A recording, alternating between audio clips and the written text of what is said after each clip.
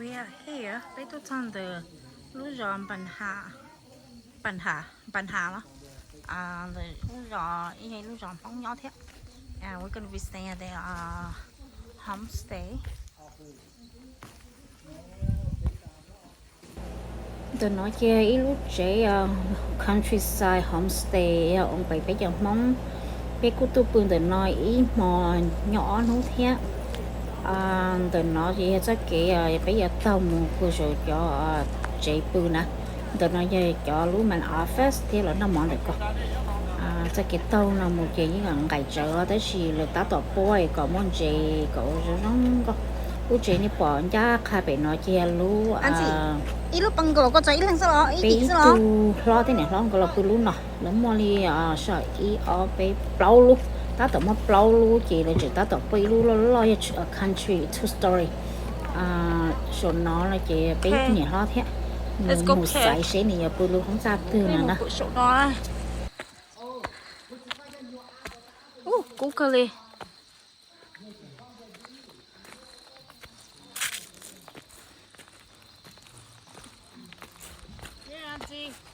I'm not supposed to be gardening, but apparently I am.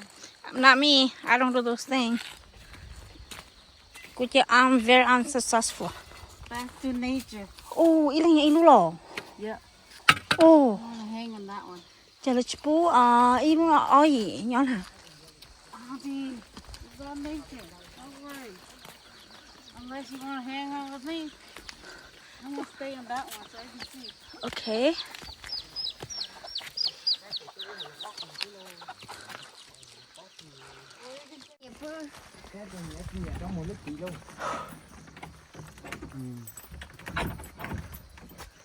Ê chị nói đấy Oh. Oh. Huh? Okay, we can sleep here. Oh. D. Oh. It's... We all can just stay in the same room. Yeah, bên mở nó sẽ tông Chú xỉ nào bây giờ? Này có mất xỉ chua ta ya? cũng có cha cũng ngọc ăn sang đó. Luôn đó. Dạ, luôn chị. Cũng ngọc ăn hay đi. Okay, bên mở nó mà dạ. Dạ, bây giờ nào. Đợi tôi số là. Dạ. Okay, bên mở nó. Sao này nó sang tới chị lỗ nó đó? Cái búp bê này. Chị lúc chị nó là chị nếu mua bé là lúc nó là chị nếu mua plau lúc ra chị giờ thì có mua đi plau khu nhiệt gì là như tàu có mua plau lăng sứ là như tàu ít lần phí không ra ít lần phí lúc ra mua là không đáng nhưng là nó mua cho ra đây mua cho vị này nó tí xí thế bên cạnh là còn là chị chữ cho chua trong đi thả xỉ nè tại chỉ họ chỉ có xỉ thả nó chơi là thả xỉ nè do vì nhỏ to xí lên nó chị muốn mua dụng thế muốn mua cá trên đỡ này chị lỡ mua có bỏ ý ăn đông sao bỏ bỏ nó mua ý ăn đông trong được con được họ lúc chị nói có cho cá là dê thế là nè chứ này cái gọi là khét tự tàu này nè để nó giờ không đáng đó cho đặt đây nhưng để nó trên số mua nếu có một khó cho đây cô đây chỉ tí xí theo chị lấy cô phật phía they symbol then the base they see here it's very very nice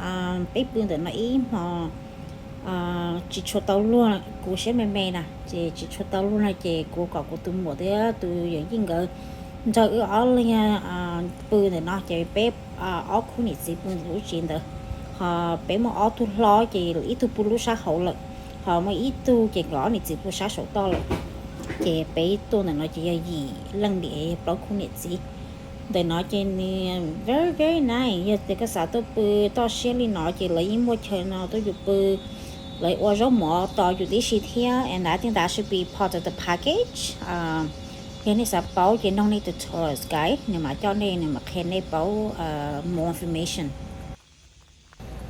từ nó là chị bé lo măng ca khi họ mong lúa rồi là rau mỏ là chừng 3 đến rồi bé nó là chị rau mỏ chỉ tàu tiệt chị bé cô là chị họ là lúa về lấy chị họ là lúa rồi thì bé chừng mong bé sừng này nhỏ họ lúa rồi bàn hà nó là nhỏ đi trà nó nè chị từ này cho cái tàu từ năm mùa hậu chị ý gì không nhớ hậu thế bây giờ món là nhau kì này chỉ lấy mơ tú nhán xài bộ nhỏ dễ rồi thế đầu cô nhỏ đi nó nhỏ tờ tham massa nhỏ tờ là khó sẽ cơ nào vậy bé nè cố hành đi chị bé mù chị bé như cứ cầu tí xí lợn chị cố ý tôi này chị để nó to của bé trưởng thay đua tê nó cho nên sai hôm nói chị bé ý lu bé ý tu cái tim mong chừng cho cái chạy ố chị có gì bỏ lại thì là họ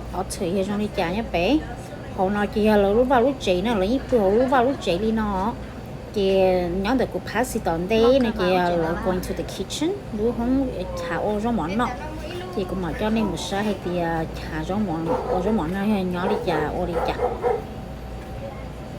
họ nếp bỏ kinh từ nó chị thả ô cho ô món nọ nè trong như tụi chị chế nữa nó hay thì cho mi tụi mình nhỏ lo tay rồi một hậu lửa bị giò lửa bị trong là một hậu lửa nó chỉ chúa cho lâu nhóm để non đau sức lúc chị nữa thì khó nếp bỏ cho nâng sợ để nói chị mainly is a living room không nhỏ không tọt khô không nhỏ chị sát sổ kia trong cổ nó khủng kia sát sổ giờ lúc sáng rồi đây chàng nó cũng chỉ cho bố hay luôn nó mang nó cái đó thì bây giờ trong định nói chị nó cũng mấy cho chị chị nó cũng tụi chị để nó hạt tiền cả tôi chơi này lúc vào lúc chị lỡ cả cho này hồi khó chữ nào là mà chữ móng nó cho nào chữ móng chị bé món áo tinh hóa được ngon rồi cũng xa rồi cho nó chữ móng thế cô tự cá cưng gấu đi theo nó nè chị còn lại phải chơi dầu to khô thế nè cá đi chả nó xài này nè chữ móng là cho bất cứ quan được chế nó sư cho nó mà có lỡ dịp lâu nữa lò cho nó chữ gió đâu nó xì bể lo cá chữ gió rồi đùa rồi từ mua rồi đùa tụ pa bột Nó tôi lấy nhục của chú về cô nè. ồ thế giờ cái nhà trên tệ này nhà cá nhà mới chỉnh gió Cho nên chấm lên rồi. nó trái pa cừ Chấm bút tôi chấm bút kia ai. để xí cú sa mà phò đi hậu to cho nó mà mua rong cưng ngồi cho ô chữ khó gió ô nó nên sao Chị xì à. bom mong làm cả lấy chỉ phần tao chỉ họ anh đi wow tấu này chữ nè cái tấu này thì phải lo rồi nha lấy tay tay rồi giá cọp tay rồi nó đấy đã vào sẽ so if you bé cô là sẽ tụi chị chế nữa nó này nếu trong xem mà để chờ rồi bé chờ ở bên tụi chị chế nó cứ xa thế cô cá cờ thì mua chỉnh cờ nó chế tao cá là ta bây giờ mua sai lúc homestay nhỏ dễ cái nữa thế lúc nó bé cô chỉ tàu bự lúc nó là chị nếu cô chở ra đó là là chụp bói cho lấy đồ chế mềm nhau học cá thế ạ lúc nó yêu mong ổn thế chị giờ thì nay tôi cho bạn hà họ nhớ là thế nào là cái một bát trứng gàเลยthế để nói vậy lúc chị homestay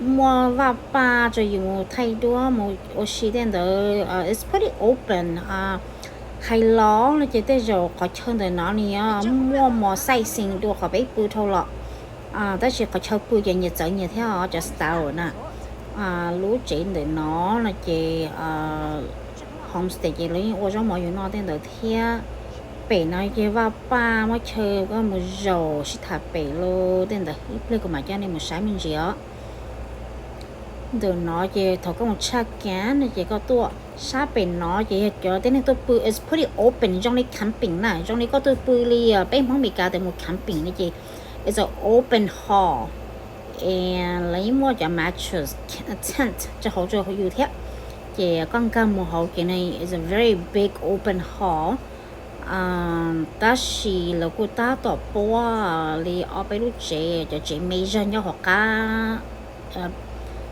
không nào rồi một linh để tụi chị để cho ban là một hậu chị là ta tỏ bố ở bên lúc chị hậu chị dòng ba rồi sợ rồi là tôi sai lỡ tôi bự tên đó nè tung cái bị chơi của chị bảo nữa nông này cho Taurus cho mong cho này chị nè chị lấy như bóc khi này thì mọi người bị chơi thiệt cái kỹ đua cho con đi homestay này chị này nhớ to xe chị những kỹ đua nữa nhưng mà không có lo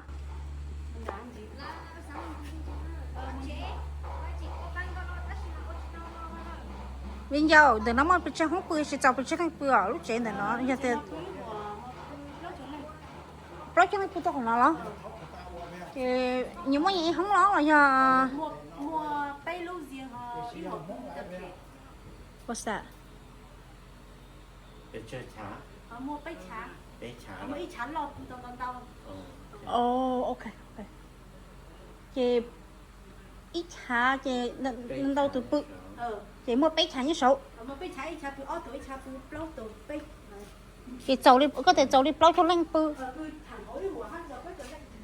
hôm mua đồng lại tent sao tent đâu đấy okay này bà mua khoa tôi bự trong thế à bà bị gì à mua hả lò lúc nào này bà mua nên tôi bự lo chị cô trong lan lúa thế nhở đây tức khi không để lo rồi bao chí chẳng lo một lục quá hậu ta rồi hai sẽ ít chắc chắn qua không à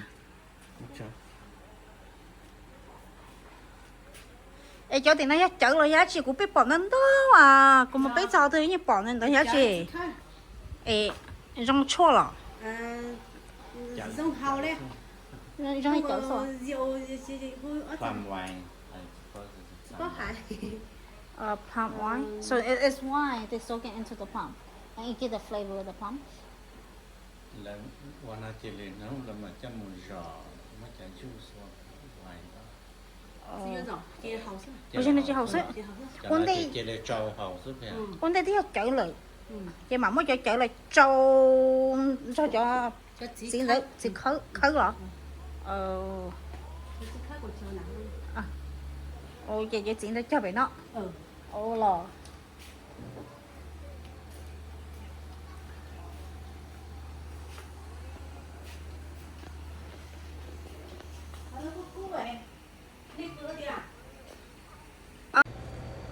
bây cô là một sai sẽ lúc chạy được bua trong đây chả nào cho chỉ làm nó chỉ mong thì chỉ khơi là cơ nữa chỉ cơ nữa này chị là cút chọn được là thắt tê chỉ hoặc là ba chọn nó chọn đâu cơ nó cho cái tàu chỉ có tàu một sai lúa flower garden hay chỉ là lúa plum garden mới cho xí khéo cái nè chị trả hạ nó là chỉ là ta tỏ bố ý lúc chế chỉ đầu tiền lúc chế nó cái tiền giờ xử lý ý lúc thì tỏ đây nó chỉ ý lúc thì áo lúc thì tiền đó bây tôi cho thì trong bộ lúc ta tỏ chừng bố pan trả tên đó sư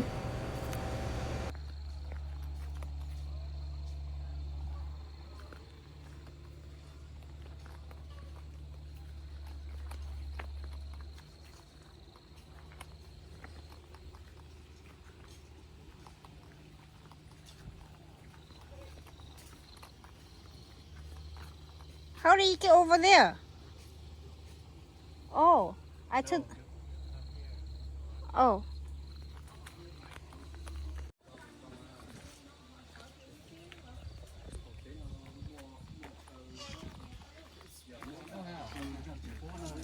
Ha. Nó chỉ post tao tiền sao bây giờ? Nó chỉ ôi không là cái chân là nhóc tao là bây giờ. Oh, really? Wow. I like these. Chúng con tông lên nó chỉ mò này lại sao? Nó chỉ muốn nó thay Ồ, chỉ thấy nữa rồi. Nó giống con mà à? Nó đâu bên này? Đúng một con nhà của construction, house building, not just a guy. Oh, wow. yeah nó sắp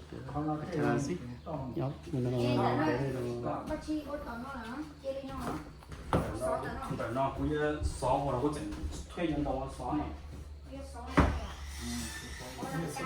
This is nice. Yeah, this is nice. Yeah, this is nice. Oh wow. Còn nó có lúc trong này rau lia cái mùng tỏ cho không xe cái mùng rau chia cho nhau ba đi nên là anh đang làm cái loại chưa để làm Wow, nó có thể à?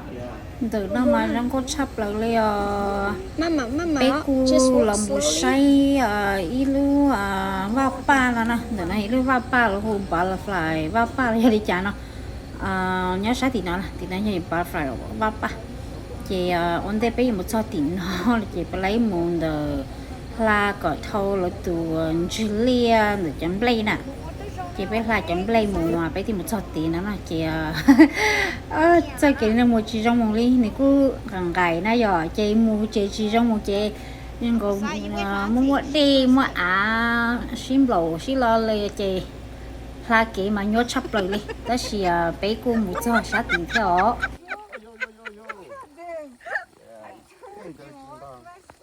That's okay, Auntie. The step on the mud is okay as long as you don't fall down. Yeah. That's what he okay with that. Cho nên cái âm lộ rồi.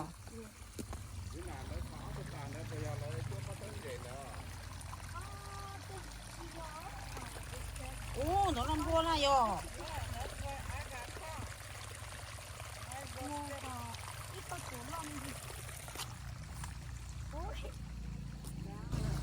Lên lia nó là nó này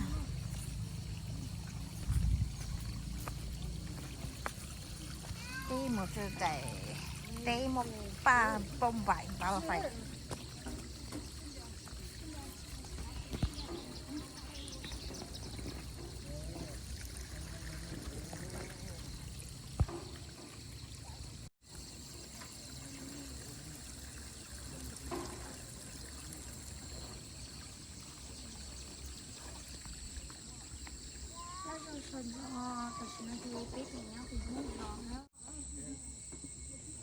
tôi là rắn có hiện thì nó bên nhau này luôn giò bàn hà nó là cái rắn còn hiện này luôn cái mình thay đua bị cho ba là tiền ba là phải đó là phải lâu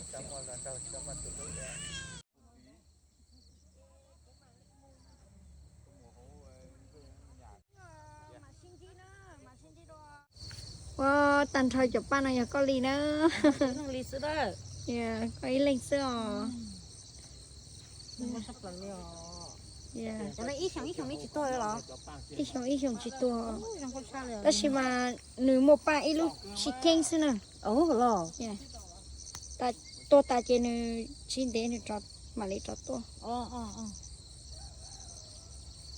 Yeah.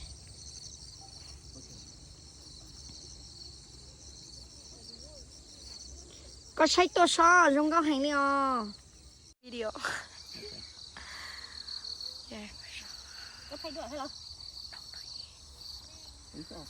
sao tao có thay nữa mấy mình cái nhân tao cái này chứ mà tôi sao tao nó thay là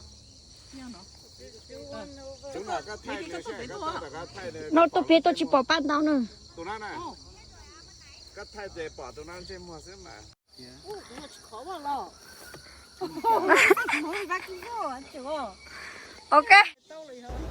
Alright, chị bé cũng mua xí cho cha chị bé cũng lỡ năm hoa thế tuần sau cho bé kể rồi nãy giờ tuần thế nhỉ cho homestay cái lỡ một phía tại plum món cho bé nói con này trâu này Đây số tiền trên mi ở cái tôm mà. Số tiền trên mi ở cái tôm mới chi rồi chứ là Nha, chỗ có gì cũng chê khi chấp lại thầu cái lần trong nào. Bé chị thầu bé cho bé thầu nó thế này. lấy chất khó lại nó lấy mất hết từ là sao Lấy chấm luôn cái bên nhất tí chơi mua chua xí. That's the right one? Vậy bây giờ vậy cả má mì về Có chồng á. chưa Có chồng cái bên tôm món nào nữa hả? Tôi chỉ mua và chế chỉ mua mà chưa sai to nè á chị dạ biết là chân để cho mông là chị cũng sai chị bây giờ mông vì mông thế chị biết là nó ít pro cái lúc sáng vậy mà không phải đâu The cook's right there. nhá bà Yeah. Oh, cold. I thought you said the cold. cái tay play của con nên mua sáu thay đốt to nè dạ dạ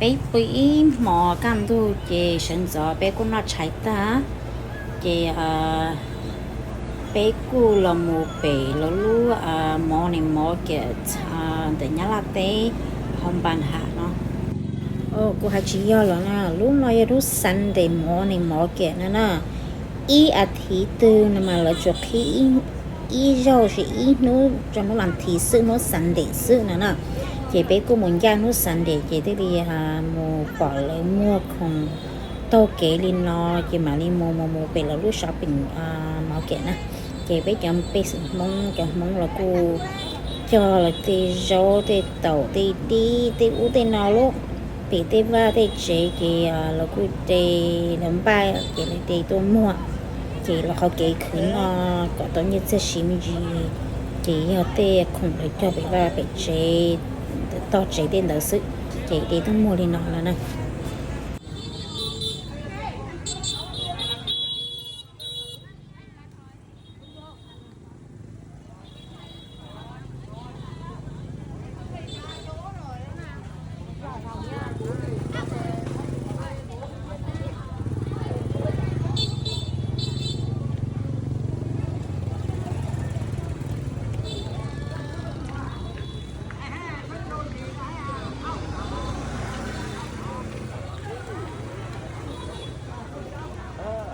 không thua rồi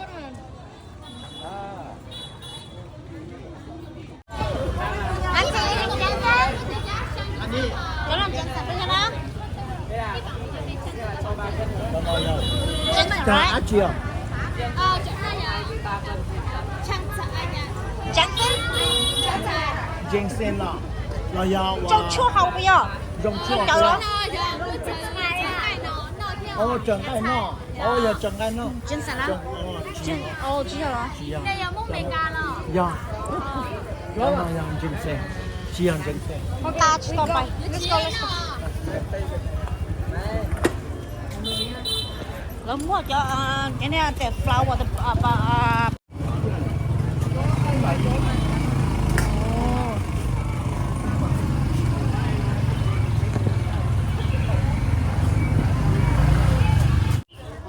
That's mine. Don't be kidding, darling.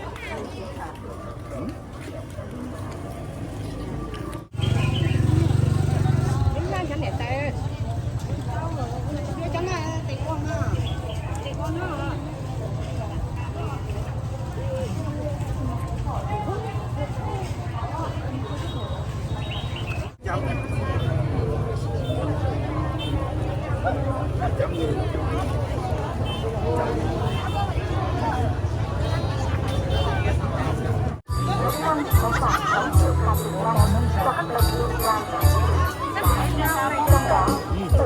Medicine here. Medicine. Cảm ơn chú đã dành những tình yêu của mình để đời bình luận nhau hơn. Và đây là một cái hộp múa siêu tiền đơn.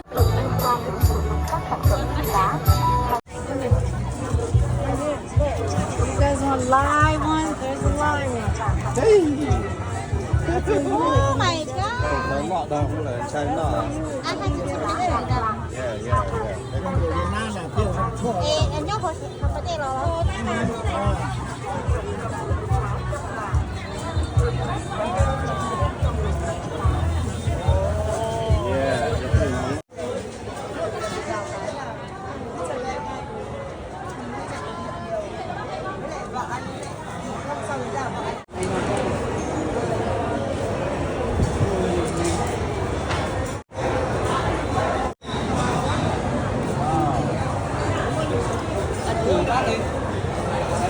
Đây của nó thầy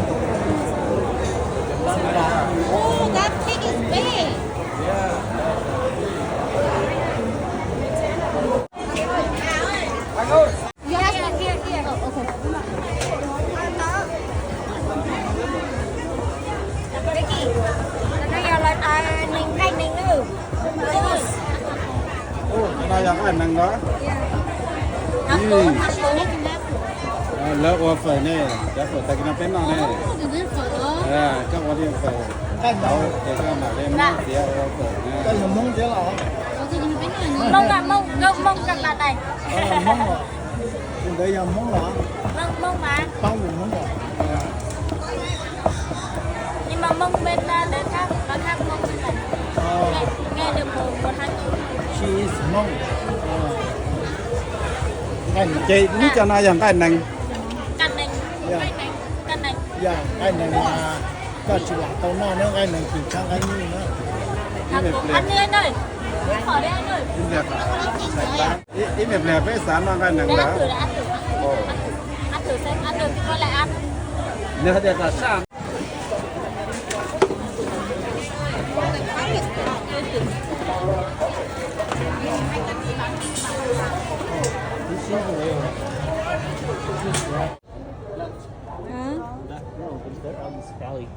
Which one?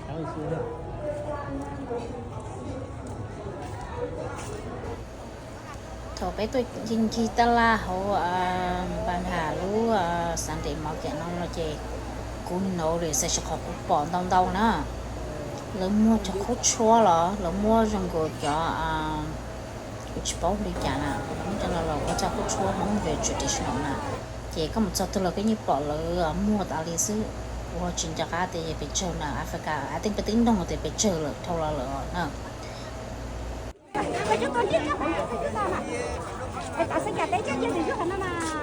cái vua ta nó làm một đó rồi có mua một nó mua cái thứ đó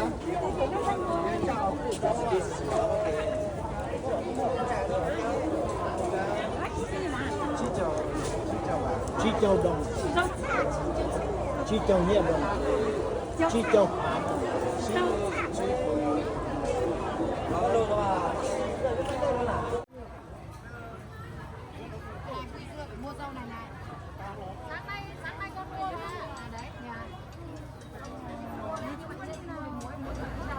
thôi nó một cái bé cô giờ trả chế đi bao xong một tầng rồi chi xong một bé một sai bé giờ mong nhau show spa very popular place xin chỉ đùa thank you for watching